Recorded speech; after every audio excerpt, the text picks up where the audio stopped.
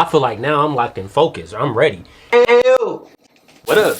I'm back with another one. You know what the oh man, not again. You know the moments I be doing. Hey, it's legendary. Look, hey, we got.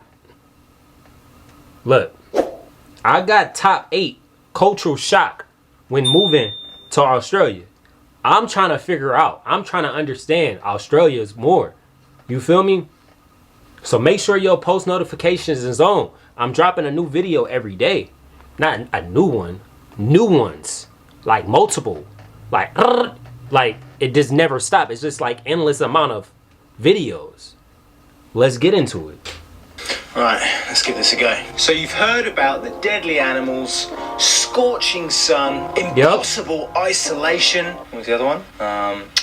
And sausage and bread, and you're still thinking that you want to come to the land down under, then prepare yourself for these weird Australian culture shocks. Okay. G'day guys, my name's Ross, and I moved with my family to Australia during a global pandemic. Now I love living in Australia, but when we first moved over here, it was a little bit weird. Now to stop things being so weird for you when you make the move, these are our top 8 culture shocks when moving to Australia. Alright, we about to dive in. Australians love their sport, but unless you're from Australia, sometimes the sport is a little bit strange. For example, football isn't football. And I'm not really talking about soccer, or am I? It really freaks me out to say the word soccer. For me, I know what football is. And for Australians, they also know what football is. But when you move to Australia, just resign yourself to the fact that you're now probably going to follow the minority sport. Okay. You also need a special subscription just to be able to watch it. Football in Australia can mean many things. Football for me means soccer, but football in Queensland means rugby league. And if you come from one of the southern states like Victoria or South Australia, then football can mean AFL. And I still don't understand how that game works, but I want to learn. You can still have a beer at an AFL game, right? But if you come from the UK like me, and you still want to watch your beloved football, then you're going to have to become a social hermit, bound to the wee hours of the night, just to watch your darling Premier League. If you don't like it, then take up one of the other many forms of football. And if you're American, well, they also kind of play baseball and stuff too, but probably not your form of football.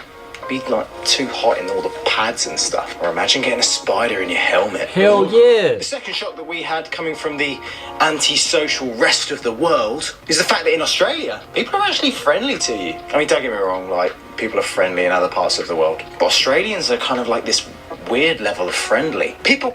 Because y'all isolated, so of course y'all got time to be friendly to talk to people, right? I don't know. That's not really a culture shock. Like, you feel me? Like, once I found out everything is like wheeze over there, yeah, of course, anytime you see somebody, you about to talk. Y'all hella isolated. It's like, what, a half a day to go somewhere? No. You on the street. Neighbours come up to your house and welcome you to the neighbourhood. That's interesting. People actually offer you help. And for me, being the antisocial hermit that I am watching my Premier League, people being friendly to me was a little bit weird and it just took a little bit of getting used to. But when it happens to you in Australia, it really does make you realise how nice the world can be. Now, hey, you're going to think to yourself, people around the world are nice, and lots of them are.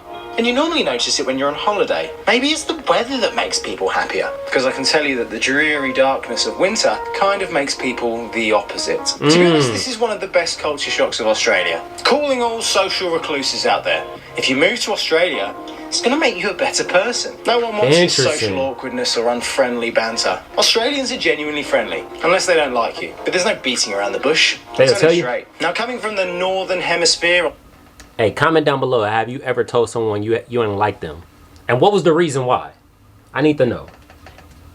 Other side of the world, having a cold Christmas becomes a rite of passage. But here, cold Christmases... It's hot. Welcome to the heat, my friend. Christmas in summer. It's hot. Really hot. Damn. If you don't have aircon, you're gonna struggle. It's not dark. You and your family aren't just confined to one room, watching each other open presents you probably didn't even want. Wishing that the TV was on so that you wouldn't have to make awkward conversation with family members who you hardly ever see apart from the festive time. Wondering to yourself, is it too early to start drinking yet? The fact is that with Christmas in Australia, you get to take all of the good bits of Christmas, like presents and spending time with family that you actually want to spend time with, and then add all the good things of summer, like going to the beach, spending time in the pool, having a barbecue in the sunshine. Don't hang on to your old traditions of Christmas, like your roast It's a new turkey one. with all It's of a the new one, huh? trimmings. I mean, do hang on to them, but don't whinge that you're doing it in the heat. Have a barbecue instead. Savour the wonder that is a potato bake. Why did we not have... Now I got another question now. So, since the winters is summer winter? Like, is it cold in the summer for y'all? I mean, like, are you telling me it's like hella hot? You ain't about to be walking around. I don't know what the hell people be doing. Like, what, drinking hot chocolate? Y'all barbecuing y'all at the beach. So what the hell are y'all doing in summer? I need answers. in England, or if we did, I never had one. They're gorgeous. Make new traditions and embrace the fact that Christmas in summer is now your new life. Now, coming from cosmopolitan Europe, I was kind of used to this next one because people on the continent sometimes like to have a siesta. But at least they opened up the shops and stuff again. Now, I know that this can catch out the average Brit visiting Marbella for the first time and wondering why in the middle of the day all the shops are shut. But in Australia, it goes to another extreme and shops just shut early. Want to get a coffee after 4 p.m? Yeah, nah. Don't be crazy. Why would you need that much caffeine in your system at night? It's going to go dark in a couple of hours. Want a takeaway after 9 p.m? On a Friday? Well, you better live in the city centre. Ain't no one going to work after 9 p.m. in the burbs. You crazy? Unless you're in the major cities, things in Australia are rarely 24 hours. People have a life. They don't want to sit there waiting in a restaurant or a shop for your convenience. Yeah. Don't be so selfish. Why aren't things so convenient? Well, it turns out people don't actually... So what time the shops open in?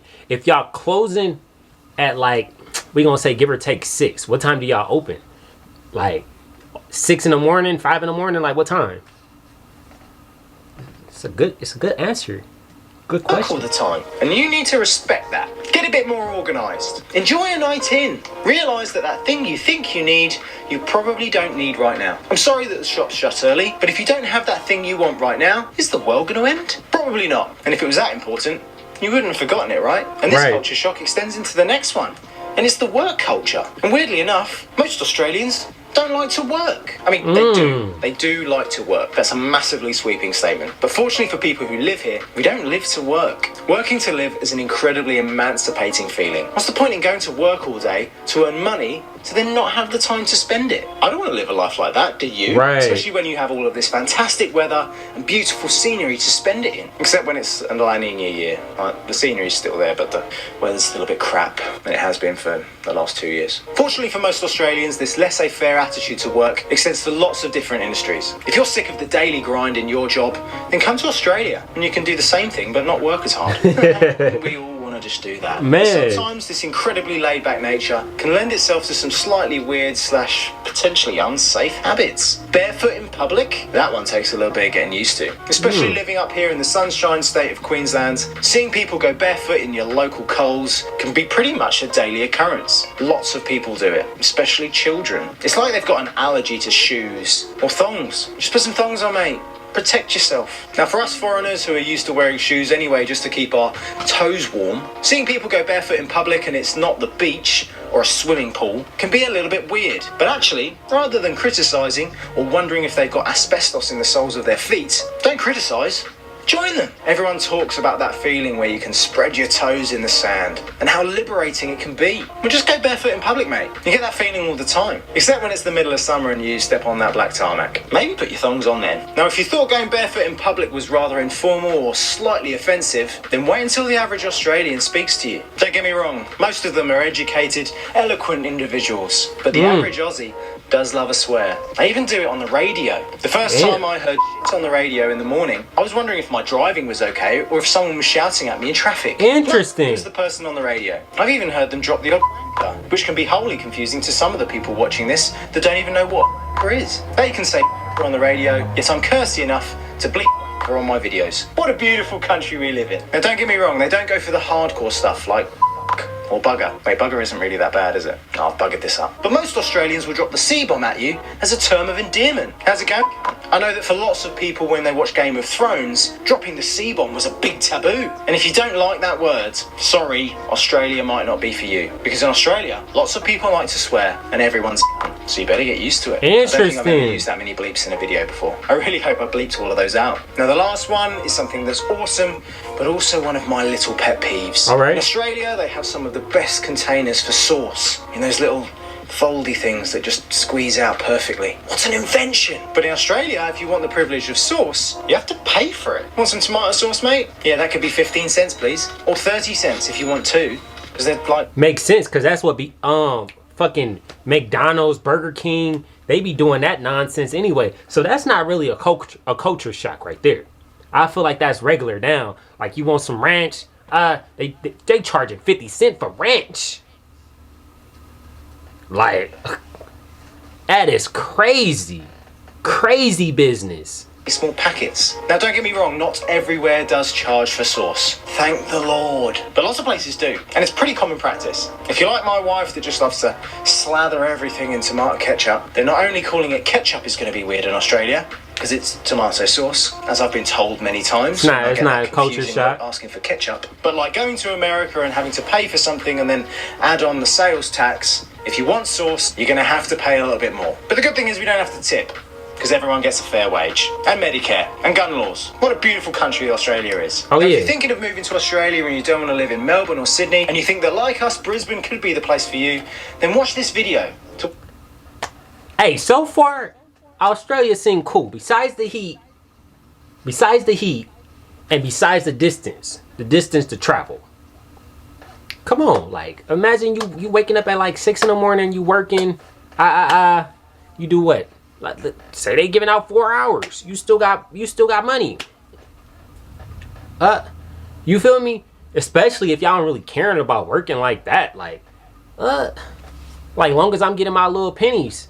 You know what I'm saying? And I still got money to live and to go explore, live life, save better. It seemed like a vibe to me. Hey, if you messing with the video, like, share, comment, subscribe, do all that. Hey, comment down below right now what you want to see me react to next. Make sure your post notifications is on. Until next time. Ayoo!